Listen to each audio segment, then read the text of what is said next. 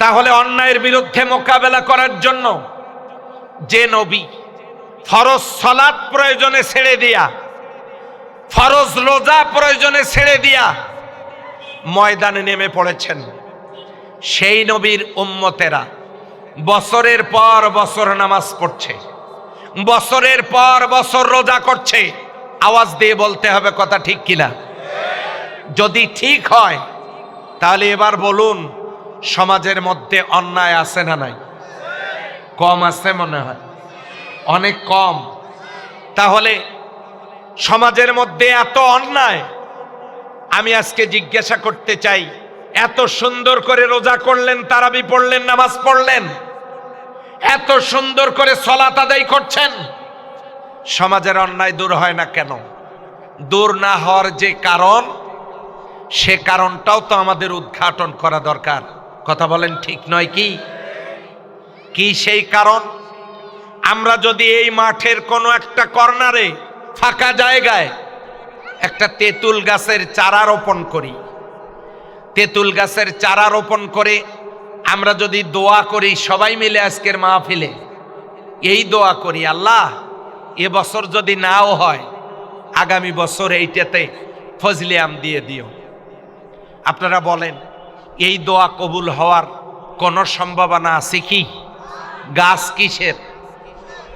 এইদিকে আওয়াজ কম। গাছ কিসের?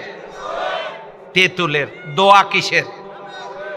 তাহলে তেঁতুল গাছের চারা রোপণ করে মিষ্টি আমের দোয়া করলে এই দোয়া যেমন কিয়ামত পর্যন্ত কবুল হবে না, ঠিক তেমনি সমাজের প্রতিটি সেক্টরে, প্রত্যেকটা জায়গায় অসৎ চরিত্রহীন মানুষগুলোকে চেয়ারে বসায় দেয়া সমাজের মধ্যে কখনো ন্যায় কাজ প্রতিষ্ঠিত করা যাবে না। চ্যানেলটি সাবস্ক্রাইব করে আমাদের সঙ্গেই থাকুন। আসসালামু আলাইকুম ওয়া রাহমাতুল্লাহি ওয়া বারাকাতুহু।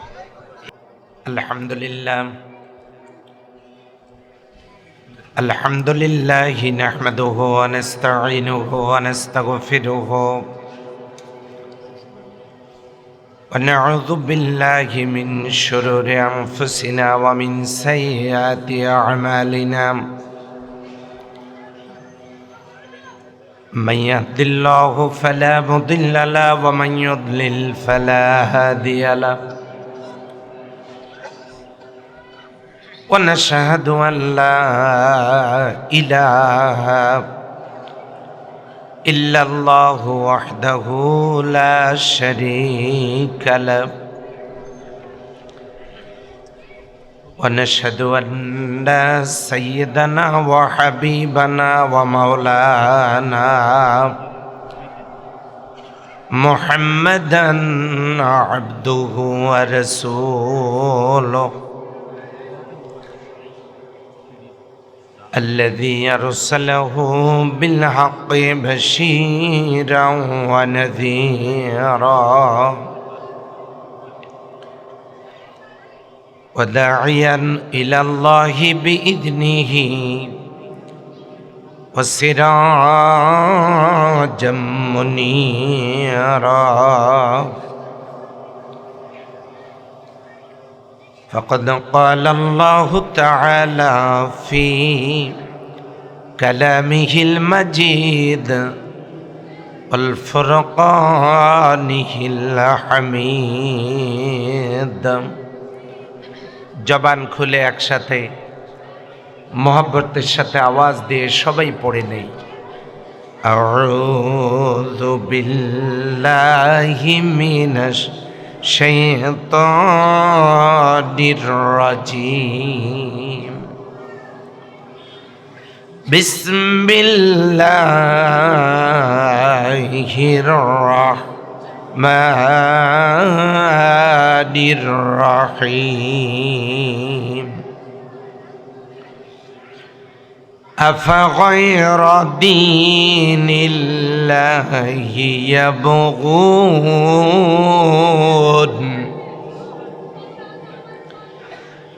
وله أسلم من في السماوات والأرض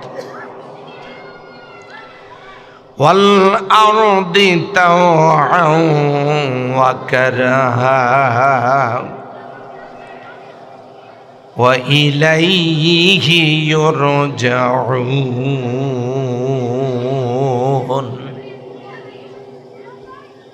عن أبي هريرة رضي الله تعالى عنه قال قال رسول الله صلى الله عليه وسلم من مات ولم يغزو ولم يحدث به نفسه مات على الشعبة من النفاق أو كما قال عليه الصلاة والسلام।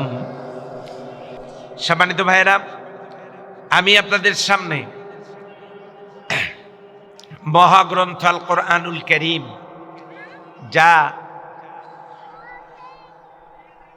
যেখান থেকে আমি একটি আয়াত আপনাদের সামনে তেলাওয়াত করেছি, কোরআনুল কারীমের সূরা আলে ইমরান, নবী করিম সাল্লাল্লাহু আলাইহি ওয়াসাল্লামের মাদানী জিন্দেগিতে এই সূরাটা অবতীর্ণ। মোট আয়াত 200, রুকু 20টা। সেখান থেকে আমি আপনাদের সামনে একটি মাত্র আয়াত তেলাওয়াত করেছি, আয়াতের নাম্বার 83। একটু আওয়াজ দিয়ে বলেন আল্লাহু আকবার। সূরা আল ইমরানের 83 নম্বর আয়াত থেকে আমরা আলোচনা শুনব ইনশাআল্লাহ। সম্মানিত হাজিরিন, আমি বেশিক্ষণ কথা বলবো না। আজকে আপনারা জেনে খুশি হবেন, বাংলাদেশে যারা কোরআনুল কারীমের তাফসীর করে এদেশের মানুষের হৃদয়ে জায়গা করে নিয়েছেন, এমন দেশবরেণ্য কমপক্ষে 30 জন আলোচক এখানে উপস্থিত রয়েছেন। আলহামদুলিল্লাহ বলবেন না? তো এই জায়গায় খুব বেশি আলোচনা করা লাগবে না। আমি বুঝতে পেরেছি অল্প সময়ে কথা বললেই যথেষ্ট হবে ইনশাআল্লাহ। এই মাসটার আগের মাসেই আমরা যে মাসটা পাড়ি দিয়েছি, আরবিতে এই মাসটাকে কি মাস বলা হয়? শাওয়াল মাসে আমরা এখন আছি। আগের মাসটার নাম কি? রমজান। এই রমজান মাসে আল্লাহ সুবহানাহু ওয়া তাআলা আমাদেরকে কোরআনুল কারীম, এই অন্যতম শ্রেষ্ঠ নেয়ামত, এ মাসেই আল্লাহ দান করেছেন। সুবহানাল্লাহ বলবো না? এ মাসে কোরআন নাজিল হলো, সে কারণে এ মাসের প্রতিটি কাজের গুরুত্ব এবং মর্যাদা বেড়ে গেল। কিন্তু আমাদের এখন চিন্তা করতে হবে, কোরআন নাজিল হলো কেন? কোরআন নাজিল হয়েছে দুটো উদ্দেশ্য নিয়ে। নাম্বার 1, হুদাল লিন্নাস, এটা বিশ্ব মানবতার জন্য হেদায়েত। কোরআন সবার বাড়িতে আছে, কিন্তু সবার কপালে হেদায়েত নাই। কেন নাই? ইউদিল্লু বিহি কাসীরান ওয়া ইয়াহদি বিহি কাসীরা। এই কোরআন কিছু লোককে হেদায়েত দেয়, যারা হেদায়েত পেতে চান, হেদায়েতের জন্য চেষ্টা করেন, হৃদয়ের তামান্না দিয়ে হেদায়েত পেতে চান, কোরআন তাদেরকে হেদায়েতের রাস্তা খুব সহজেই নির্দেশ করে দেয়। আর যারা কোরআনের হেদায়েত পেতে চান না, কোরআন তাদেরকে হেদায়েত দেয় না। ইউদিল্লু বিহি কাসীরা, অনেককেই এই কোরআন গোমরা করে। তার মানে বাড়িতে কোরআন থাকলেও সবার কপালে হেদায়েত থাকবে, ব্যাপারটা এমন নয়। কিন্তু কোরআন এসেছে বিশ্ব মানবতার হেদায়েতের জন্য। এটি হলো হুদাল লিন্নাস।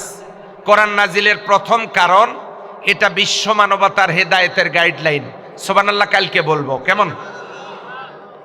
আর 2 নাম্বার যে কারণ, সেটি হচ্ছে ওয়াবাইয়িনাতিম মিনাল হুদা ওয়াল ফুরকান। এটা এসেছে সত্য আর মিথ্যা, ন্যায় আর অন্যায়, হক আর বাতিল, এটিকে পার্থক্য করবার জন্য। রাসূল আকরাম সাল্লাল্লাহু আলাইহি ওয়াসাল্লাম তিনি যখন মক্কা থেকে হিজরত করে মদিনায় গেলেন, হিজরতের 2 বছর পর কোরআনুল কারীমের সূরা আল বাকারার 83 নম্বর আয়াত দিয়া রোজা ফরজ করা হলো। ইয়া আইয়ুহাল্লাযীনা আমানু কুতিবা আলাইকুমুস সিয়াম কামা কুতিবা আলাল্লাযীনা মিন ক্বাবলিকুম লাআল্লাকুম তাত্তাকুন। এই আয়াত দিয়ে যখন সিয়াম ফরজ করে দেয়া হলো, হিজরতের 2 বছর পর নবী করিম সাল্লাল্লাহু আলাইহি ওয়াসাল্লাম মাত্র 16টা রোজা করলেন। রাসূল করিম সাল্লাল্লাহু আলাইহি ওয়াসাল্লাম মাত্র জীবনে 8 বছর রোজা করেছিলেন। আপনারা আছেন আমার আলোচনার সাথে? কয় বছর? 8 বছর রোজা করেছিলেন। তার মধ্যে হিজরতের 2 বছর পরে যখন রোজা ফরজ হলো, তিনি 16টা রোজা করার পর আল্লাহর পক্ষ থেকে আদিষ্ট হলেন সাহাবীদেরকে নিয়ে বদর নামক প্রান্তরে উপস্থিত হতে। দিনটি ছিল 17ই রমজান, বদর দিবস। রাসূল করিম সাল্লাল্লাহু আলাইহি ওয়াসাল্লাম বদরের ময়দানে গেলেন 313 জন সাহাবীকে নিয়ে, মাত্র 8টা তরবারি, 3টে ঘোড়া। অন্য দিক থেকে মুসলিমদেরকে নিশ্চিহ্ন করে দেওয়ার জন্য বদরের প্রান্তরে জমায়েত হলো আবু জেহেলের নেতৃত্বে কুফফারে কুরাইশ। 1000 ঘোড়া, 1000 তরবারি, 1000 ধনুক, প্রত্যেকের হাতে শত শত তীর।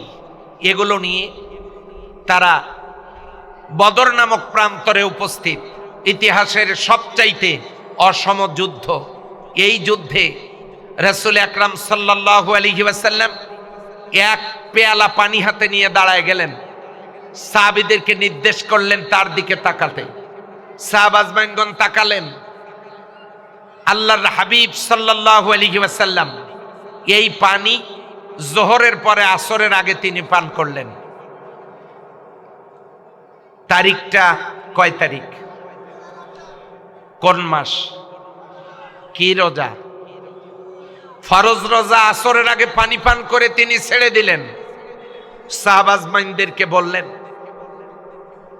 হ্যাঁ আমার সাহাবীরা, তোমাদের যার কাছে যা খাবার আছে খাও, শরীরে শক্তি সঞ্চার করো।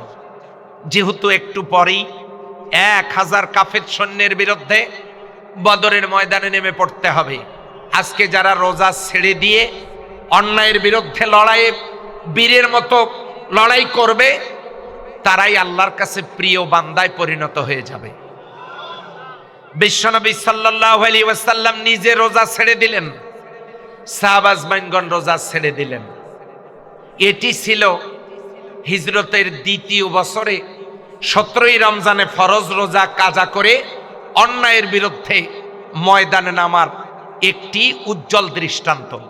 8ম হিজরিতে 18ই রমজান বিশ্বনবী মাথা থেকে টুপি খুললেন, রুমাল খুললেন, জুব্বা খুললেন, পাগড়ি খুললেন, সেলাই করা জামা খুললেন। 2 টুকরো কাপড়, 1 টুকরো কোমরে যার পকেট সেলাই নাই, আর 1 টুকরো কাঁধে যেটারও কোনো পকেট নাই, সেলাই নাই। 2 টুকরো কাপড় নিজে পরলেন। 10,000 সাহাবীকে একই পোশাকে সুসজ্জিত করলেন। করে তিনি মিছিল শুরু করলেন। সেই মিছিলের স্লোগান লাব্বাইক আল্লাহুম্মা লাব্বাইক, লাব্বাইক লা শারীকা লাক লাব্বাইক, ইন্নাল হামদা ওয়ান নি'মাতা লাকা ওয়াল মুলক লা শারীকা লাক। এই মিছিল তিনি শুরু করলেন 10,000 সাহাবীকে নিয়ে। মক্কার দিকে রওনা করলেন তিনি। মদিনা থেকে মক্কার দিকে যখন রওনা করলেন, কাফেরদের আর বুঝতে বাকি রইল না। মুসলিমরা তাদের নিয়মিত সেলাই করা কাপড় খুলে কাফনের কাপড় পরে যারা মিছিল নিয়ে মক্কার দিকে চলে আসছে, তারা বুঝতে পারল যে মুসলিমরা প্রয়োজনে জীবন দিবে, কিন্তু অন্যায়ের কাছে মাথা নত করবে না, মক্কা নগরী কারো হাতে তুলে দেবে না। কাফেরেরা তারা সেখান থেকে পালিয়ে গেলে, কাফেরেরা যখন পালিয়ে গেল, রাসূল করিম সাল্লাল্লাহু আলাইহি সাল্লাম মক্কায় প্রবেশ করলেন। সেটিও ছিল রমজান মাস, 8ম হিজরি, 18ই রমজান। বিশ্বনবী রোজা ছেড়ে দিয়ে কাফেরদের বিরুদ্ধে লড়াইয়ের উদ্দেশ্যে মক্কায় প্রবেশ করে বিনা রক্তপাতে, বিনা যুদ্ধে তিনি মক্কা বিজয় করলেন। বলেন সুবহানাল্লাহ। এখানে দুটো কথা। একটি হচ্ছে দ্বিতীয় হিজরিতে 17ই রমজানে ফরজ রোজা বাদ দিয়ে অন্যায়ের মোকাবেলা করার জন্য ময়দানে নেমে পড়া। 8ম হিজরিতে ফরজ রোজা কাজা করে মক্কা বিজয় করার মধ্য দিয়ে গোটা পৃথিবীর মানুষদেরকে এই মেসেজ দেয়া, প্রয়োজন যদি হয় মুসলিম মিল্লাতের কখনো কোনো সময় প্রয়োজন যদি হয় তারা পারবে প্রয়োজনে ফরজ রোজা ছেড়ে দিয়ে, ফরজ নামাজ ছেড়ে দিয়ে। বিশ্বনবী জীবনে 11 বছর কয়েক মাস নামাজ পড়েছেন। খুব ভালো করে শোনেন, মাত্র 11 বছর কয়েক মাস। তার মধ্যে জীবনে 17 ওয়াক্ত ফরজ সালাত তিনি কাজা করেছেন। পরবর্তীতে সালাতের কাজা তিনি আদায় করেছেন। 17 ওয়াক্ত ফরজ সালাত কাজা করেছেন। শুধুমাত্র খন্দকের যুদ্ধের দিনে 4 ওয়াক্ত ফরজ সালাত তিনি কাজা করেছেন। সালাত আদায়ের জন্য যখন রওনা করেছেন, জিবরিল আমিন এসে বলেন, কই যান? আল্লাহর নবী বলেন, নামাজে যাচ্ছি। জিবরিল আমিন বলেন, নামাজকে মুলতবি ঘোষণা করা হয়েছে। কত ওয়াক্ত নামাজ কাজা হয় হোক, আল্লাহর দরবারে আপনাকে জবাবদিহি করতে হবে না।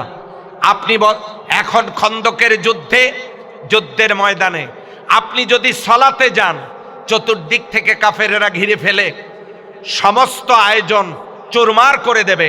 কাজেই কাফেরদের বিরুদ্ধে আপনি লড়াইয়ের ময়দানে নেতৃত্ব দিতে থাকুন। কত ওয়াক্ত নামাজ কাজা হয় হোক, আল্লাহর দরবারে আপনাকে জবাবদিহি করতে হবে না। কাল সকালবেলা ভাত খাওয়ার পরে সুবহানাল্লাহ বলবেন। আজকে থাক। তাহলে অন্যায়ের বিরুদ্ধে মোকাবেলা করার জন্য যে নবী ফরজ সালাত প্রয়োজনে ছেড়ে দিয়া, ফরজ রোজা প্রয়োজনে ছেড়ে দিয়া ময়দানে নেমে পড়েছেন, সেই নবীর উম্মতেরা বছরের পর বছর নামাজ পড়ছে, বছরের পর বছর রোজা করছে। আওয়াজ দিয়ে বলতে হবে কথা ঠিক কিনা? যদি ঠিক হয় তাহলে এবার বলুন, সমাজের মধ্যে অন্যায় আছে না নাই? কম আছে মনে হয়, অনেক কম। তাহলে সমাজের মধ্যে এত অন্যায়, আমি আজকে জিজ্ঞাসা করতে চাই, এত সুন্দর করে রোজা করলেন, তারাবি পড়লেন, নামাজ পড়লেন, এত সুন্দর করে সালাত আদায় করছেন, সমাজের অন্যায় দূর হয় না কেন? দূর না হওয়ার যে কারণ, সে কারণটাও তো আমাদের উদ্ঘাটন করা দরকার। কথা বলেন, ঠিক নয় কি? কি সেই কারণ? আমরা যদি এই মাঠের কোনো একটা কর্নারে ফাঁকা জায়গায় একটা তেঁতুল গাছের চারা রোপণ করি, তেঁতুল গাছের চারা রোপণ করে আমরা যদি দোয়া করি সবাই মিলে আজকের মাহফিলে, এই দোয়া করি, আল্লাহ এবছর যদি নাও হয় আগামী বছর এইটাতে ফজলে আম দিয়ে দিও। আপনারা বলেন, এই দোয়া কবুল হওয়ার কোনো সম্ভাবনা আছে কি? গাছ কিসের? এইদিকে আওয়াজ কম। গাছ কিসের? তেঁতুলের। দোয়া কিসের? তাহলে তেঁতুল গাছের চারা রোপণ করে মিষ্টি আমের দোয়া করলে এই দোয়া যেমন কিয়ামত পর্যন্ত কবুল হবে না, ঠিক তেমনি সমাজের প্রতিটি সেক্টরে, প্রত্যেকটা জায়গায় অসৎ চরিত্রহীন মানুষগুলোকে চেয়ারে বসায় দেয়া সমাজের মধ্যে কখনো ন্যায় কাজ প্রতিষ্ঠিত করা যাবে না। তাহলে কি করতে হবে? প্রত্যেকটা চেয়ারে, প্রত্যেকটা জায়গায় আল্লাহ ভীরু, সৎ এবং যোগ্য মানুষগুলোকে ওই জায়গাগুলোতে বসতে হবে, বসাতে হবে। কথা বলেন ঠিক কিনা? সম্মানিত হাজিরিন, তা না করে সারা দিন রাত নামাজে কাটান,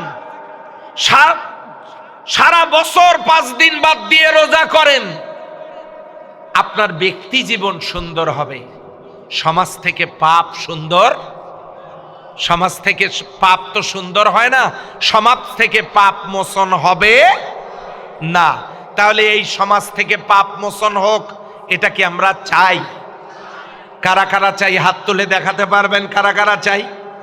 আলহামদুলিল্লাহ, হাত তামান। যদি চাই তাদের জন্য আজকের এই আলোচনা। দল মত নির্বিশেষে হৃদয়ের কান লাগায়া মনোযোগ দিয়ে আলোচনাটার শোনার জন্য আমি বিনীত অনুরোধ করছি। যেহেতু খুব বেশি লম্বা সময় আমি কথা বলবো না, আসুন সবাই একসাথে পড়ে নেই।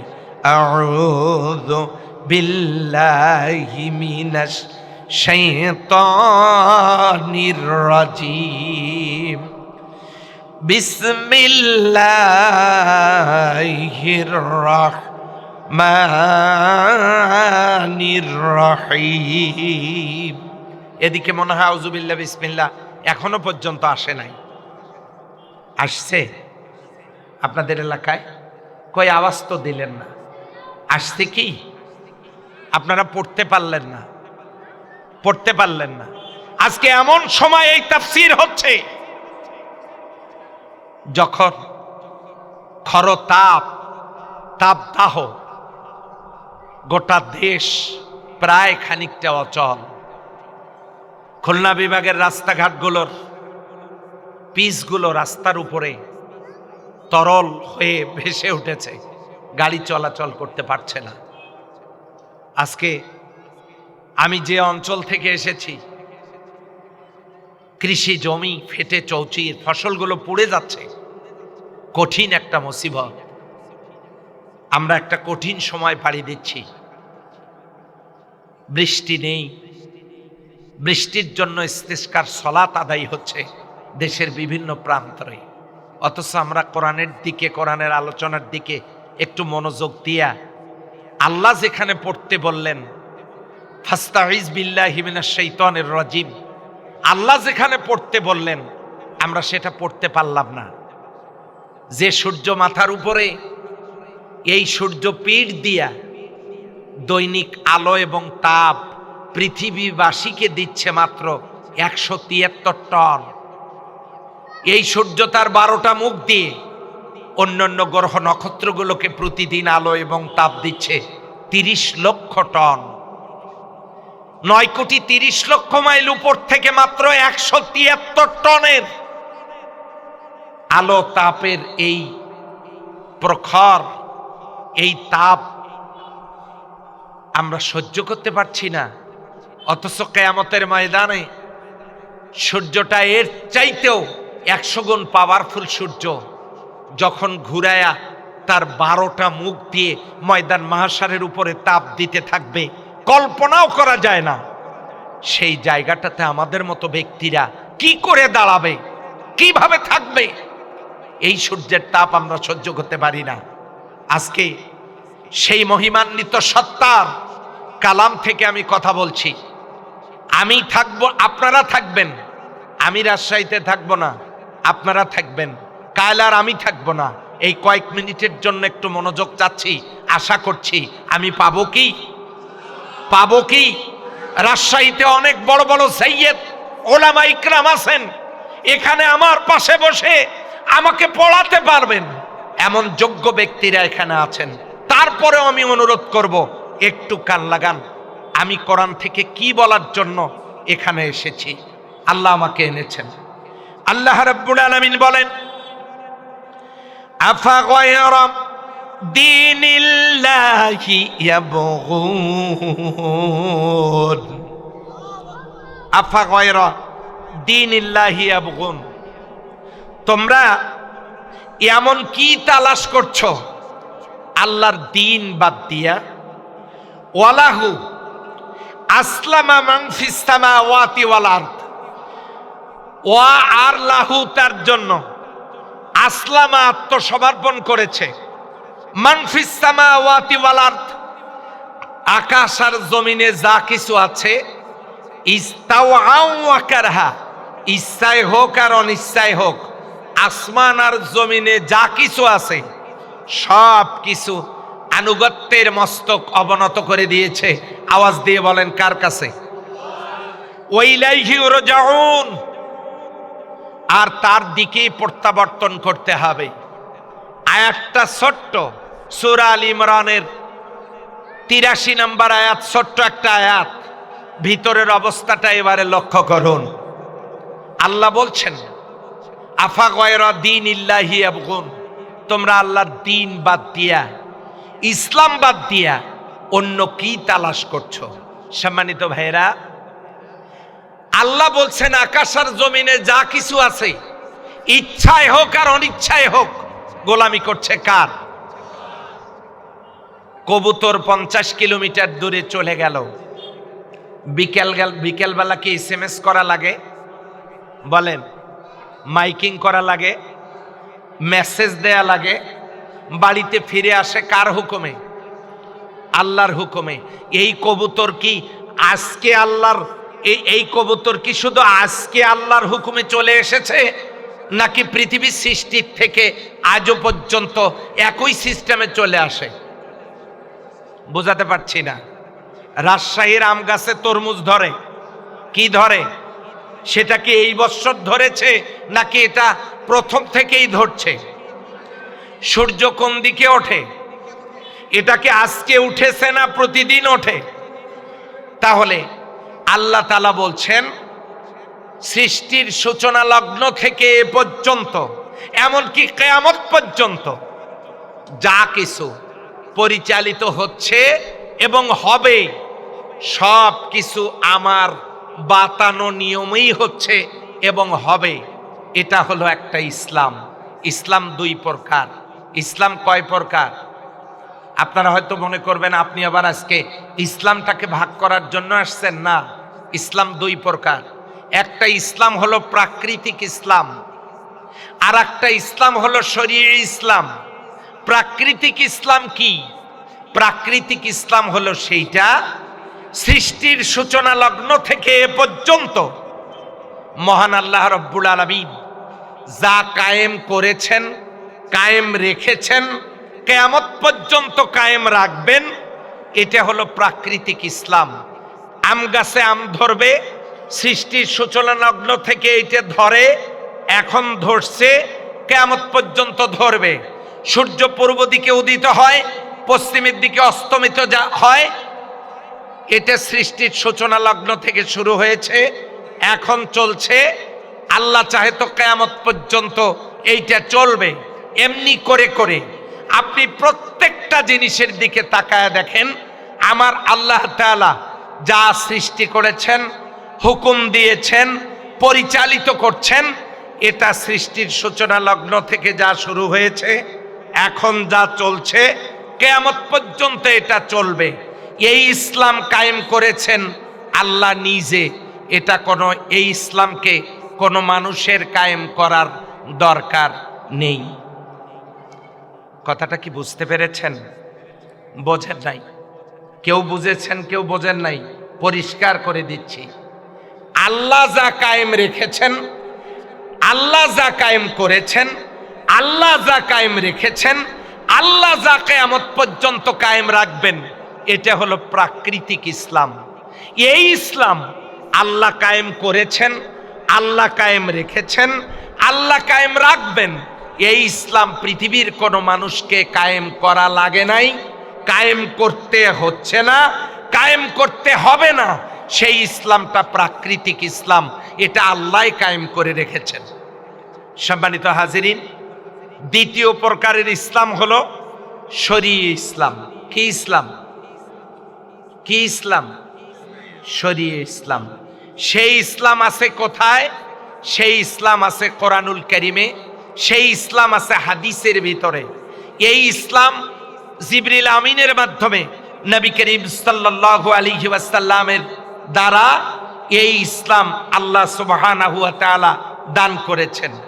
এই ইসলাম আল্লাহ নিজে কখনো অতীতে কায়েম করেন নাই, বর্তমানে কায়েম করছেন না, ভবিষ্যতেও তিনি কায়েম করবেন না। এই ইসলামের দায়িত্ব আল্লাহ সুবহানাহু ওয়া তাআলা মানুষের উপরে দিয়েছেন, মানুষের কাঁধে এই ইসলামের দায়িত্ব আল্লাহ দান করেছেন। মানুষ যদি মনে করে এই ইসলাম চালু করা দরকার, প্রাকৃতিক ইসলাম চালু থাকার কারণে আসমানে কোনো অশান্তি নাই, জমিনে কোনো অশান্তি নাই, পানিতে সমুদ্রে কোনো অশান্তি নাই, কীট পতঙ্গ তৃণলতার মাঝে কোনো অশান্তি নাই, আল্লাহ যে নির্দেশনা তাদেরকে দিয়েছেন, এই নির্দেশনা মানতে গিয়ে তাদের মাঝে যেমন কোনো অশান্তি নেই, এই ইসলাম দুনিয়ার মানুষ যদি মেনে নেয় তাদের মধ্যেও কোনো রকমের অশান্তি থাকবে না, থাকতে পারে না, থাকার কোনো সম্ভাবনা নেই। সেই কারণে আল্লাহ তাআলা এই ইসলামের দায়িত্ব মানুষের উপরে দিয়েছেন, আমাদের কাদের উপর দিয়েছেন। হামালাহাল ইনসান ইন্নাহু কানা জালুমান জাহুলা, এই ইসলামের দায়িত্ব আল্লাহ আমাদের কাঁধের উপরে দিয়েছেন। আমরা যদি সেই আল্লাহ প্রদত্ত ইসলাম, এটি যদি আমরা নিজেরা ব্যক্তি জীবন, পরিবার জীবন, সমাজ জীবন, রাষ্ট্রীয় জীবন, আন্তর্জাতিক জীবনে এই ইসলাম যদি আমরা কায়েম করি, আমাদের জীবনে সুখ শান্তি আসবে না আসবে না? কথা বলেন, আসবে না আসবে না? এইটা আমাদেরকে বুঝতে হবে। ইসলাম দুই প্রকারের, প্রথম প্রকার প্রাকৃতিক ইসলাম, যেটা আল্লাহ কায়েম করেছেন। দুই নাম্বারটা আল্লাহ কায়েম করবেন না, বান্দা যদি চেষ্টা করে আল্লাহ সেখানে রহমত দিয়া প্রয়োজনে ফেরেশতা নাজিল করে সাহায্য করে সেই ইসলামের সুশীতল ছায়া এবং সেই ইসলামের গুণগত নিয়ামত আল্লাহ তাআলা মানুষকে দেখায়া দিবেন, আল্লাহ তাআলা মানুষকে উপভোগের সুযোগ করে দিবেন। এখন সেই ইসলামের কাজটা করার দায়িত্ব আমাদের সকলের, দল মত নির্বিশেষে এই কাজটা আমাদের করার দরকার। পৃথিবীর কোনো মানুষ, আমি বাংলাদেশের কথা বলছি না, আমাদের মধ্যে এমনও মানুষ থাকতে পারেন যারা হয়তো মনে করবেন যে হুজুর আপনারা তো করছেন, আপনারাই চেষ্টা করেন, আমরা আছি, আমরা আপনাদের সাথে আছি। সম্মানিত ভাইয়েরা, এই কথাটা বলার অর্থ কি দাঁড়ালো? কোনো ব্যক্তি বললেন মসজিদ ভালো, কিন্তু তিনি নামাজ পড়লেন না, এতে যেমন তার কোনো লাভ হবে না। কোনো ব্যক্তি বললেন কোরআন ভালো, আল্লাহর কিতাব, কিন্তু নিজে পড়লেন না, আমল করলেন না, এতে যেমন তার কোনো লাভ হবে না। ঠিক তেমনি কেউ যদি বলেন ইসলাম ভালো, আপনারা কাজ করেন, আমরা আসি, এ কথা বলার মধ্য দিয়ে তারও কোনো লাভ হবে? কথা বলেন, হবে? হবে না। এখন আসুন, কাজটা যদি কেউ না করে তার দশাটা কি হবে? সহিহ মুসলিম 1271 নম্বর হাদিস। কোন কিতাব? সহিহ মুসলিম 1271 নম্বর হাদিস। কেউ নেই, কোনো লোক নেই যিনি বলবেন এই হাদিসটা গায়রে সহি, এটা বলবার কোনো সুযোগ নেই। সহি হাদিস, সহি সনদে বর্ণিত। আন আবি হুরায়রা রাদিয়াল্লাহু তাআলা আনহু قال قال النبي صلى الله عليه وسلم, হযরত আবি হুরায়রা রাদিয়াল্লাহু তাআলা আনহু বলেন, قال رسول الله صلى الله عليه وسلم, আল্লাহর নবী বলেছেন, মান মাতা, যে লোকটা মারা গেল, মান মাতা, যে লোকটা মারা গেল, ওয়ালাম ইয়াগজু, অথচ সে গাজওয়া করে নাই, লাম ইয়াগজু, গাজওয়া করে নাই। গাজওয়া মানে কি? চেষ্টা সাধনা করে নাই, লড়াই করে নাই, আন্দোলন করে নাই, সংগ্রাম করে নাই, আল্লাহর জমিনে আল্লাহর দ্বীন কায়েমের জন্য, ওই ইসলামের জন্য চেষ্টা সাধনা করে নাই, প্রাণান্তকর প্রচেষ্টা চালায় নাই। মান মাতা, লোকটা মারা গেল, ওয়ালাম ইয়াগজু, গাজওয়া করে নাই, চেষ্টা সাধনা করে নাই, লড়াই সংগ্রাম করে নাই, ওয়ালাম ইউহাদ্দিস বিহি নাফসাহু, মনে প্রাণে চায়ও নাই। কি চায় নাই? আল্লাহর জমিনে কোরআন দ্বারা, আল্লাহর জমিন, এই জমিনে কোরআনের সমাজ প্রতিষ্ঠিত হোক, মনে প্রাণে চায়ও নাই আল্লাহর দ্বীন জমিনে কায়েম হোক, মনে প্রাণে চায় নাই ইসলাম জমিনে প্রতিষ্ঠিত হোক। ওয়ালাম ইউহাদ্দিস বিহি নাফসাহু, নিজে মনে প্রাণে চায়ও নাই। মা তাআলা শুবাতি মিনান নিফাক, আল্লাহর নবী বলেছেন এই লোকটার মৃত্যু হবে মুনাফিকের মৃত্যু। নাউজুবিল্লাহ বলতে পারলেন না। আপনি নামাজ পড়লেন, আপনি রোজা করলেন, কিন্তু আপনি মনে প্রাণে চাইলেন না আল্লাহর কোরআন দিয়ে সমাজ চলুক। আপনি মনে প্রাণে চাইলেন না, যেখানে পশুরা পর্যন্ত আল্লাহর বিধান মানার কারণে আরামে আছে, অথচ আমরা মানুষ হওয়ার পরেও আজকে খরতাপ খররৌদ্রে কেন? কারণ তো তিনটা। এক, জাতির মাঝে যদি জেনা ব্যভিচারী ব্যাপকভাবে ছড়িয়ে পড়ে। এখন কি জেনা ব্যভিচারী কম না বেশি? আপনাদের এলাকায় একটু কম। ঘরে ঘরে জেনা ব্যভিচারী ছড়িয়ে পড়ছে, ক্রমান্বয়ে পরকীয়া জেনা ব্যভিচারী। আর এই মোবাইল ফোনের মাধ্যমে এখন যে কত জেনা হচ্ছে এর কোনো হিসাব নাই। যদি কোনো কওমের ভিতরে জেনা ব্যভিচারী মাত্রাতিরিক্ত বেড়ে যায়, 2 নাম্বার, জনপদের অধিবাসীরা যদি ওজন ঠিকঠাক মতো, পরিমাপ ঠিকঠাক মতো না করে, তার মানে অন্যের হক নষ্ট করে, তার মানে জনগণের সম্পদ, জনগণের জন্য বরাদ্দকৃত সম্পদ নিজেরা আত্মসাৎ করে, ওজনে কম দেয়। এটা একটা হচ্ছে জেনা ব্যভিচারী, আর একটা হচ্ছে ওজনে কম দেওয়া। আর 3 নাম্বার, কোন দেশের শাসক যদি আল্লাহ এবং তার রাসূলের বিধিবিধানকে, সীমাকে লঙ্ঘন করে, তাহলে সেই জাতির উপরে আল্লাহ তাআলা অনাবৃষ্টি চাপায়া দেন। এটার ধরন এমন হতো, যদি অনাথ, শিশু, অসহায় মানুষগুলো আর সৃষ্টির অন্যান্য জীবগুলো সেই জমিনে না থাকতো, তাহলে আল্লাহ তাআলা গোটা জমিনটাকে এই খরতাপে পুড়িয়ে ছারখার করে দিতেন। কিন্তু আল্লাহ দেন না দয়া করে ওগুলোর কারণে। এই জন্য সমাজের মধ্যে জেনা ব্যভিচারীর বিস্তৃতি ঘটেছে, আজকে আল্লাহ বিরোধী কর্মকাণ্ডের বিস্তৃতি ঘটেছে, আজকে হক তসরুফ হচ্ছে। এগুলো কারণে এত গজব আমাদের সমাজের ভিতরে।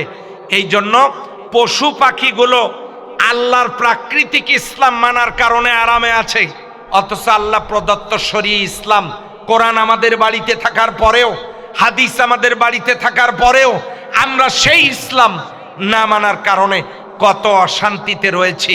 সম্মানিত হাজিরিন, আমার প্রিয় মা বোনেরা, আমার প্রিয় ভাইয়েরা, আমি আপনাদেরকে বিনয়ের সাথে বলতে চাই, যে লোকটা মারা গেল, মান মাতা ওয়ালাম ইয়াগজু ওয়ালাম ইউহাদ্দিস বিহি নাফসাহু মাতা আলা শুবাতি মিনান নিফাক, যে লোকটা মারা গেল অথচ কোরআন দিয়ে সমাজ চলুক, আল্লাহর জমিনে আল্লাহর দ্বীন কায়েম হোক, ইসলাম প্রতিষ্ঠিত হোক, এটা যে চাইল না, এই কাজ যে ব্যক্তি করলো না আর মনে প্রাণে চাইল না, এই লোকটা নামাজ পড়ুক, এই লোকটা রোজা করুক, এই লোকটা হজ করুক, এই লোকটা যাকাত দেখ, এই লোকটার আমলগুলো আল্লাহর দরবারে কবুল হবে না। প্রশ্ন আসতে পারে, হুজুর তার দলিল? এবারে আপনি সূরা আল ইমরানের আমরা তেলাওয়াত করেছি 83 নম্বর আয়াত, এবারে আপনি 85 নম্বর আয়াতটা বাড়িতে গিয়ে খুলে দেখবেন, আমার রংপুরের কোরআনে আছে, রাজশাহীতে নাও থাকতে পারে, এদিকে আছে। আপনারা রংপুরের কোরআন এদিকে যদি না থাকে ওই দিক থেকে সংগ্রহ করে দেখবেন, এদিকে থাকলে তো ভালো। রাজশাহীতে থাকা কোরআন খুলে দেখবেন, সূরা আল ইমরানের 85 নম্বর আয়াত, ওয়ামান ইয়াবতাগি গায়রাল ইসলামি দীনান ফালা ইউকবালা মিনহু ওয়া হুয়া ফিল আখিরাতি মিনাল খাসিরিন। ওয়া মানে আর, মান মানে যে, ইয়াবতাগি মানে তালাশ করবে, অন্বেষণ করবে, খোঁজ করবে, গ্রহণ করবে। গয়ের মানে বিপরীত, ইসলাম মানে ইসলামের বিপরীত। যে ব্যক্তি ইসলামের বিপরীত কোনো কিছু তালাশ করবে, হতে পারে এটা কোনো সংগঠন, হতে পারে কোনো ক্লাব, হতে পারে কোনো সমিতি, হতে পারে কোনো সংস্থা, হতে পারে কোনো দল, হতে পারে কোনো মার্কা, হতে পারে কোনো সোসাইটি, যাদের লক্ষ্য উদ্দেশ্য কর্মনীতি অমাইয়াবতাগি গয়রাল ইসলামী দীনান, যার কর্মনীতি উদ্দেশ্য লক্ষ্য ইসলামের বিপরীত, তার মানে ওই সংস্থা, ওই ক্লাব, ওই সমিতি, ওই সংগঠন, ওই কাফেলা যার লক্ষ্য উদ্দেশ্য আল্লাহর সন্তুষ্টি হাসিল নয়, যার কর্মনীতি বিশ্বনবী সাল্লাল্লাহু আলাইহি ওয়াসাল্লাম এবং কোরআন স্বীকৃত নয়, অমাইয়াবতাগি গায়রাল ইসলামি দীনান ফালাই ইউকবালু ফালাই ইউকবালা ফালাই ইউকবালা লাই ইউকবালা নফি তাকিদ বালান্দার ফিল মুস্তাকবিল মারুফ। কশিন কালেও কখনো কোন অবস্থাতেই ফালাই ইউকবালা মিনহু, তার নিকট থেকে আমি কোনো কিছু গ্রহণ করব না। কি গ্রহণ করব না? লোকটা নামাজ পড়ুক, রোজা করুক, হজ করুক, যাকাত দেখ, ইসলামের বিপরীত কর্মসূচি পালন করার কারণেই ওই লোকটার কাছ থেকে আমি কোনো কিছু কশিন কালেও গ্রহণ করব না। ওহুয়া ফিল আখিরাতি মিনাল খাসিরিন, লোকটা কিয়ামতের ময়দানে ক্ষতিগ্রস্তদের মধ্যে শামিল হয়ে যাবে। জোরে সরে বলেন নাউজুবিল্লাহ। তাহলে আপনি নামাজ পড়েন, আমাদের সমাজে নামাজ পড়া লোকের অভাব নাই, কিন্তু আপনি যখন বলবেন আল্লাহর কোরআন দিয়ে সমাজ চলুক, এটা আমরা চাই, দেখবেন এমন নামাজি লোকও আছে যারা আপনার বিরোধিতা করবে। অবশ্য আপনাদের এলাকায় নাই, তার মানে উনি নামাজই বুঝেন নাই। বিশ্বনবী ফরজ নামাজ কাজা করে কোরআনের সমাজের জন্য, ন্যায় প্রতিষ্ঠার জন্য যুদ্ধের ময়দানে নেতৃত্ব দিয়েছেন। ফরজ রোজা কাজা করে বদরের ময়দানে তিনি বদরের যুদ্ধ করে কালিমার পতাকা উড়িয়েছেন। যতদিন পর্যন্ত মুসলিমরা অন্যায়ের বিরুদ্ধে সোচ্চার ছিলেন, ততদিন পর্যন্ত তামাম পৃথিবীতে 750 বৎসর পর্যন্ত বিশ্বের আনাচে কানাচে কালিমার পতাকা পতপত করে উঠত। কিন্তু এই মুসলমানেরা শুধু নামাজটাকেই ইসলাম মনে করে নিয়েছে, রোজাটাকে ইসলাম মনে করে নিয়েছে, কিন্তু বাড়িতে কোরআন থাকার পরেও সেই কোরআনের বিধিবিধান পড়া, দেখা, আমল করা, কার্যকরী করা, এগুলোর ব্যাপারে চিন্তা ফিকির না করার কারণে Bosnia, Chechnya, Herzegovina, Palestine, Kashmir, Bulgaria, Somalia, Hungary, Nigeria, South Africa, Libya, Lebanon, Myanmar, Syria, Bangladesh সহ তামাম পৃথিবী জ্বল রাহা হয়। গোটা পৃথিবী অশান্তির আগুনে দাউ দাউ করে জ্বলছে।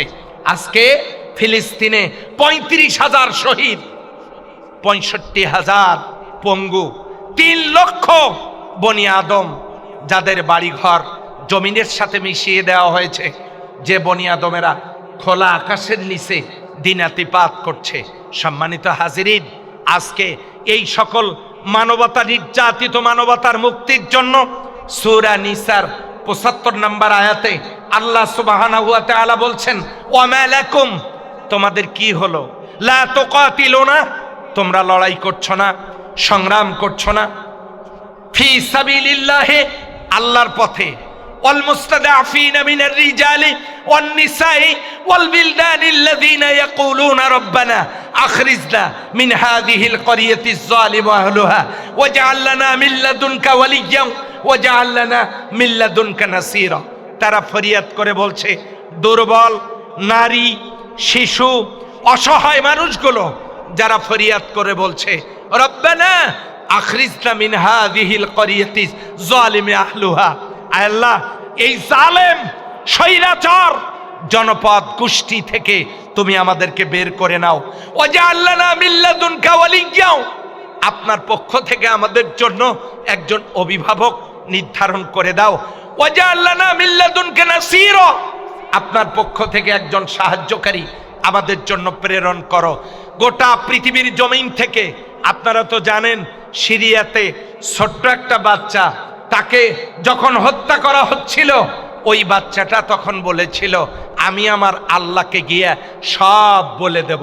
আপনারা পত্রিকায় দেখেন নাই? কি বলেন, দেখেন নাই? সে বলেছিল, আমি আমার আল্লাহকে গিয়ে সব বলে দেব। আজকের এই খরতাপ, আজকের এই অশান্তির দাবানল দাউ দাউ করে জ্বলছে বিশ্ব। কেন? খোদাই গজবের এটি একটি অন্যতম নমুনা। প্রিয় ভাই ও বোনেরা, এই জন্য আজকে খেয়াল করতে হবে আপনাকে আমাকে। ইসলাম 2 প্রকার, একটা প্রাকৃতিক ইসলাম, পশু পাখি আকাশ জমিনের সবাই এই ইসলামটাকে মেনে চলছে, শান্তিতে আছে। আর একটা শরীয়ত ইসলাম, এই ইসলাম কাগজের পাতায়, কোরআনের পাতায়, হাদিসের পাতায় বন্দি জীবন যাপন করছে। এই ইসলামকে কাগজের পাতা থেকে, হাদিসের পাতা থেকে যতক্ষণ পর্যন্ত আমলের মাধ্যমে জমিনে প্র্যাকটিক্যাল করা না হবে, ততদিন পর্যন্ত এই মুসলিম কখনো শান্তি ফিরে পাবে না। নবী করিম সাল্লাল্লাহু আলাইহি ওয়াসাল্লামের সুযোগ্য নেতৃত্বে যখন ওই ইসলাম জমিনে এলো, গোটা জমিনটা জান্নাতের টুকরায় পরিণত হলো। আল্লাহর নবী বললেন, খায়রুল কুরুনি কারনি, সর্বশ্রেষ্ঠ যুগ হলো আমার যুগ। এবারে লক্ষ্য করুন, আপনি আমি যদি চাই আমাদের আমলগুলো কবুল হোক, তাহলে আমাদেরকে কোরআনের সমাজের জন্য কাজ করা লাগবে। আপনারা কি রাজি আছেন? কারা কারা রাজি আছেন একটু আল্লাহকে হাত দেখান দেখি। আলহামদুলিল্লাহ, হাত তামান, বেশি লাগবে না। আলহামদুলিল্লাহ। আপনি আমি কি চাই আমাদের মৃত্যুটা ইমানের মৃত্যু হোক? এটা কি চাই? কোরআনের সমাজের জন্য কাজ না করলে মৃত্যু হবে মুনাফিকের মৃত্যু। সহিহ মুসলিম 1271 নম্বর হাদিস। নামাজ রোজা কোনো কাজে লাগবে না, কোনো কাজে লাগবে না, কোনো কাজে লাগবে না।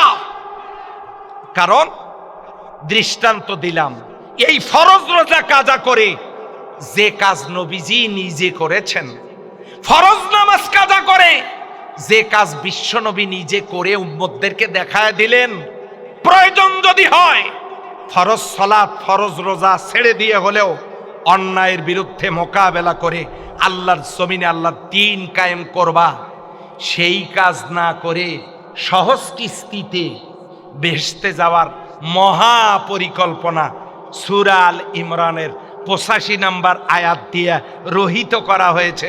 ওমাইয়াবতাগি গায়রাল ইসলামি দীনান ফালাই ইউকবালা মিনহু ওয়া হুয়া ফিল আখিরাতি মিনাল খাসিরিন। লোকটা কিয়ামতের ময়দানে ক্ষতিগ্রস্ত হবে। এবারে শেষ প্রশ্ন আপনাদেরকে করব, এরপর আর প্রশ্ন করব না। এবার বলুন তো, আমরা কি সবাই জান্নাতে যেতে চাই? আওয়াজ হইল না, যেতে চাই? তাহলে জান্নাতে সহজ তরিকায় কিভাবে যাওয়া যায় সেটাও আজকে আমরা একটু শুনে যাই। আমার একটা কথা মনে পড়লো, কথাটা ব্যক্তিগত, আমি কি বলবো? ব্যক্তিগত কথা মাহফিলগুলোতে আমি বলি না, তারপরেও আজকে যখন মনে পড়ছে বলি ফেলি। কি বলেন? আমি যখন ছোট নানা বাড়িতে গেলাম, নানা আমাকে দেখে মহা খুশি। আমি নানাকে বললাম, এত খুশির কারণ কি? নানা বলল, তুই এসেছিস ভালোই হয়েছে, গাছে সুপারি পাকছে, তুই ওঠ। আমি নানাকে বললাম, যত বড় লম্বা গাছ, আমি উঠতে পারবো না, আমি উঠবো না। নানা বলল, ও সেই কথা, তোর মতো বয়সে থাকতে, তোর মতো বয়স যখন আমার ছিল, কতবার উঠেছি, কতবার নেমেছি, কোনো হিসাব ছিল না, ওঠ। নানার কথায় উদ্বুদ্ধ হয়ে আমি ছোট মানুষ, হাফ প্যান্ট পরা, খুব সম্ভব ক্লাস 1 সেকেন্ড ইয়ার কি 2তে পড়ি। মানে 1-এ 2টে ক্লাস না, ছোট 1 বড় 1, ওই দ্বিতীয়টা সেকেন্ড ইয়ার। তো ক্লাস 1 সেকেন্ড ইয়ার কি 2তে পড়ি, হাফ প্যান্ট পরা। আমি নানার কথায় উদ্বুদ্ধ হয়ে গাছে ওঠা শুরু করলাম। কিছু দূর পর্যন্ত যখন উঠলাম, ওঠার পর আমার উরু জ্বালা পোড়া করছে। আমি নানাকে বললাম, নানা আমি আর উঠবো না। কেন? আমার উরু জ্বালা করছে। নানা আমাকে বললেন, তুই ওঠ, অর্ধেক সুপারি তোর, অর্ধেক আমার, 50-50, ওঠ। আমি বললাম, আমি তো সুপারি খাই না, আমি সুপারি কি করব? নানা তখন বললেন, সুপারির যা দাম, বিক্রি করে বহুদিন মিষ্টি খাইতে পারবি, ওঠ। নানার কথায় আমি আর একটু উদ্বুদ্ধ হয়ে উঠলাম। অনেক বড় লম্বা গাছ, সুপারির কাছাকাছি গিয়ে আমি নিচের দিকে তাকায় দেখি, সর্বনাশ, নানাকে ছোট দেখা যায়। গাছটা দোলে, শরীর কাঁপাকাঁপি করছে, উরু জ্বালা পোড়া করছে। আমি নানাকে বললাম, নানা সবগুলো সুপারি আমাকে দিলেও আমি আর উঠব না, নানা বলতেছেন কি হইল? আমি বললাম তোমাকে ছোট দেখা যাচ্ছে, গাছটা দুলতেছে, আমার শরীর কাঁপছে, উরু জ্বালা পড়া করছে, আমি আর উঠবো না। নানা তখন বললেন তুমি তো সুপারির কাছাকাছি গিয়েছই, আর একটু ওঠো, উঠলে যতগুলো সুপারি তুমি পারবে সব সুপারি তোমার, সব আমি তোমাকে দিব। এবারে আপনারা বলেন এত রিস্ক নিয়ে আমার কি আর সুপারির লোভে ওর ওপরে ওঠার দরকার আছে? ওই যে একজন বলছেন না, তার মানে উনি চাচ্ছেন আমার আমও যাক, এতক্ষণ যে কষ্ট করে আমি উঠলাম ওটা ফিরি, আপনি নেমে আসেন, আর ওঠার দরকার নাই। কথা তো এইটা হওয়া দরকার, যা কষ্ট হওয়ার তা তো হয়েই গেছে। কথা ঠিক কিনা? যে কষ্ট হওয়ার সে কষ্ট তো হয়েই গেছে। আপনি আর একটু ওঠেন, যতগুলো সুপারি আছে সব আপনার, একটু কষ্ট করেন সব পাবেন। এই কথাই তো হওয়া দরকার ছিল। কথা ঠিক কিনা? যদি তাই হয়, এ কথা আমি বললাম কেন? নানা বাড়ির গল্প করার জন্য আমি এখানে আসি নাই। আমি এটা বললাম এই জন্য, যেদিন আপনি কালিমা পড়েছেন সেদিন আপনি আল্লাহর জান্নাতের সিঁড়ি বেয়ে ওঠা শুরু করেছেন। নামাজ পড়েছেন, একটু উঠেছেন, রোজা করেছেন, একটু উঠেছেন, হজ করেছেন, আর একটু উঠেছেন, যাকাত দিয়েছেন, আর একটু উঠেছেন, শরীয়তের বিধিবিধান মেনে চলেছেন, নারীরা পর্দা করেছেন, আর একটু উঠেছেন। এরপরে আপনারা তাসবিহ তাহলিল করেছেন, আর একটু উঠেছেন।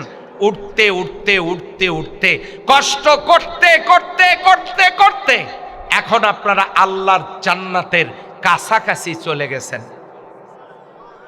সুবহানাল্লাহ। কালকে দুপুরে কেমন আল্লাহর জান্নাতের কাছাকাছি এখন আপনারা অবস্থান করছেন। আমি ওই সময়ে আমার যখন এই ট্র্যাজেডি, তখন আমি কোন জায়গায় অবস্থান করছি? সুপারির কাছাকাছি। মনে আছে আপনাদের? কোন জায়গায়? সুপারির কাছাকাছি। আর একটু কষ্ট করলে আমি যেমন সব সুপারির মালিক হতে পারবো, ঠিক তেমনি আপনি কালিমা পড়েছেন, নামাজ পড়েছেন, রোজা করেছেন, জিকির আজকার করেছেন, তাসবিহ তাহলিল করেছেন, করতে করতে করতে করতে আপনি আল্লাহর জান্নাতের কাছাকাছি জায়গায় চলে গেছেন। আর একটু বাকি। এখন আল্লাহ তাআলা আপনাকে জানায় দিচ্ছেন, সূরা আলে ইমরানের 142 নম্বর আয়াত, আল্লাহ রাব্বুল আলামিন বলেন, আম হাসিবতুম আন তাদখুলুল জান্নাতা ওয়ালাম্মা ইয়া'লামিল্লাহুল্লাযীনা জাহাদু মিনকুম ওয়া ইয়া'লামাস সাবিরিন। আম হাসিবতুম আন তাদখুলুল জান্নাহ, তোমরা কি মনে করেছো, তোমরা কি হিসাব করেছো, তোমরা কি ধারণা করে রেখে দিয়েছো? আম হাসিবতুম আন তাদখুলুল জান্নাহ, তোমরা এমনি এমনি জান্নাতে প্রবেশ করতে পারবা, এই হিসাব কি তোমরা করে রেখেছো? এটা কি তোমরা মনে করে রেখেছো? আপনারা আওয়াজ দিয়ে বলেন তো, জান্নাতের মালিক কে? দেবেন কে?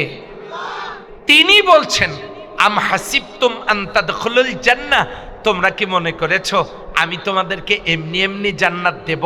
ওয়ালাম্মা ইয়া'লামিল্লাহুল্লাযীনা জাহাদু মিনকুম, অথচ আমি তোমাদের কাছ থেকে পরীক্ষা করে দেখব না, তোমাদের একটু ইন্টারভিউ নেব না, তোমাদের একটু ইমতিহান নেব না, তোমাদের একটু পরীক্ষা নেব না? তোমরা কারা কারা আল্লাহ আমার জমিনে আমার দ্বীন কায়েমের জন্য, কোরআনের সমাজের জন্য, ওয়ালাম্মা ইয়া'লামিল্লাহুল্লাযীনা জাহাদু মিনকুম, তোমাদের মধ্যে কারা কারা চেষ্টা করেছো আর কারা কারা চেষ্টা করো নাই? তোমরা কারা কারা আল্লাহর দ্বীন জমিনে কায়েমের কাজ করেছো আর কারা কারা করো নাই? ওয়া ইয়া'লামাস সাবিরিন, আমি জেনে নেব না তোমরা কারা কারা ধৈর্য ধারণ করেছো, সবুর করেছো আর সবুর করো নাই। সবুরের কথা এখানে আসলো কেন? আল্লাহর জমিনে আল্লাহর দ্বীন কায়েম করার জন্য কাজ করতে গেলেই আপনার নিজের পিতা আপনার বিরোধী হতে পারে। হযরত ইব্রাহিম আলাইহিস সালামের পিতা বিরোধিতা করেছেন। এই কাজ আপনি করতে গেলে আপনার ভাই আপনার বিরোধী হতে পারে। হযরত ইউসুফ আলাইহিস সালামের ভাইয়েরা তার বিরোধিতা করেছে। আপনার স্ত্রী আপনার বিরোধী হতে পারে। হযরতে লূত আলাইহিস সালামের স্ত্রী কালেমা পড়েন নাই, আল্লাহর নবীর স্ত্রী কাফের ছিলেন, তিনি কাফের ছিল, সে কাফের ছিল, বিরোধিতা করেছে। এই কাজ করতে গেলে আপনার আপনার মহিলাদের স্বামী তার বিরোধী হতে পারে। হযরতে আসিয়ার স্বামী বিশ্ব টাউট বাটপার চিটার কে বলেন? এই ফেরাউন তার বিরোধিতা করেছে। আপনি এই কাজ করতে গেলে আপনার সমাজ আপনার বিরোধিতা করতে পারে। হযরতে নূহ আলাইহিস সালামের সমাজের লোকেরা তার বিরোধিতা করেছে। আপনি এই কাজ করতে গেলে আপনার আত্মীয় স্বজন আপনার বিরোধিতা করতে পারে। হযরতে রাসূল করিম সাল্লাল্লাহু আলাইহি ওয়াসাল্লামের স্বজনেরা, আপনজনেরা এই কাজের বিরোধিতা করছে না করে নাই বলেন? আল্লাহ তাআলা বলেছেন ওই আলামাস সাবিরিন, আমি পরীক্ষা করে দেখব না ওই কাজ করতে গিয়া তোমরা বিপদে আপদে মুসিবতে টেনশনে হিজিটেশনে ফ্রাস্ট্রেশনে কারা কারা সবুর করেছো, ধৈর্য ধারণ করেছো, আর কারা কারা করো নাই, এই পরীক্ষা না নেওয়া পর্যন্ত আমি তোমাদেরকে জান্নাত দেব, এই ধারণা করে কি তোমরা বসে আছো? সম্মানিত হাজিরিন, আমরা জান্নাতের কাছাকাছি চলে গেছি। যে আল্লাহ জান্নাত তৈরি করেছেন, যে আল্লাহ জান্নাত দিবেন, যে আল্লাহ জান্নাতের মালিক, সেই আল্লাহ বলছেন আমি তোমাদের কাছ থেকে পরীক্ষা নেব আল্লাহর কোরআনের জন্য, ইসলামের জন্য তোমরা কারা কাজ করছো আর কারা করো নাই, এই পরীক্ষা না নেওয়া পর্যন্ত আমি তোমাদেরকে সেই জান্নাত দেব, এই ধারণা তোমরা করে বসে আছো। বলেন তো, আল্লাহর জান্নাতে যাওয়ার জন্য আল্লাহর দ্বীনের পথে কাজ করার দরকার আছে না নাই? আরো আসতে বলেন, আছে না নাই? যদি থাকে তাহলে আমরা এই দলিল আদিল্লা দিয়ে কি বুঝলাম? প্রথম দলিল দিয়ে বুঝলাম আফা গায়রা দীনিল্লাহি ইয়াবগুন ওয়া লাহু আসলামা মান ফিস সামাওয়াতি ওয়াল আরদ তাওয়াম ওয়া কারহা। আল্লাহর দ্বীন বাদ দিয়ে তোমরা কোন দিকে যাচ্ছ? আকাশ আর জমিনের যা কিছু আছে সব কিছুই ইচ্ছায় হোক আর অনিচ্ছায় হোক আল্লাহর আনুগত্যের কাছে মস্তক অবনত করে দিয়েছে। এই আনুগত্যের কাছে মস্তক অবনত করে দিয়েছে, তার মানে তারা ইসলাম মেনে চলছে। ইসলাম দুই প্রকার, একটা প্রাকৃতিক ইসলাম, একটা শরীয়ী ইসলাম। প্রাকৃতিক ইসলাম চালু ছিল, চালু আছে, চালু থাকবে, এটা আল্লাহ কায়েম করেছেন, কায়েম রেখেছেন, কায়েম রাখবেন, এটা কোনো মানুষকে কায়েম করতে হবে না। কিন্তু শরীয়ী ইসলাম মানুষকে দায়িত্ব দেওয়া হয়েছে, মানুষ কায়েম করলে আল্লাহ রহমত করবেন, কায়েম হবে, কায়েম থাকবে ইনশাআল্লাহ। এখন সেই ইসলামের কাজ যদি কেউ না করে, মৃত্যু হবে মুনাফিকের মৃত্যু, আমল কবুল হবে না। সূরা ইমরানের 85 নম্বর আয়াত। আর আল্লাহর জান্নাতে যদি কেউ যেতে চায়, আল্লাহর পথে, কোরআনের পথে, ইসলামের পথে কাজ না করে জান্নাতে যাওয়া সহজ হবে না। আমরা কি বুঝতে পেরেছি? যদি পেরে থাকি তাহলে আসুন এই কাজটা ভাগ করে নেই। কে? আমরা প্রত্যেকে এক একজন 3 জন করে লোক দাওয়াত দিয়ে রেডি করব। সেই 3 জনে 3 জন করে করব দাওয়াত দিয়ে। প্রয়োজনে আপনি আপনার স্ত্রীকে, ছেলেকে, আপনি 3 জন হয়ে গেলেন। দাওয়াতের মেহনত আমাদেরকে করতে হবে ইসলামের জন্য। 3টে জিনিস একত্রিত হলে সফলতা সম্ভব। 1, বৃদ্ধদের দোয়া সহযোগিতা। 2, জ্ঞানী ব্যক্তির পরামর্শ। 3, যুবকদের রক্ত এবং ঘাম। আমরা ব্রিটিশদের বিরুদ্ধে আন্দোলন করেছি, যুবকেরা, তাদেরকে তাড়াতে পেরেছি।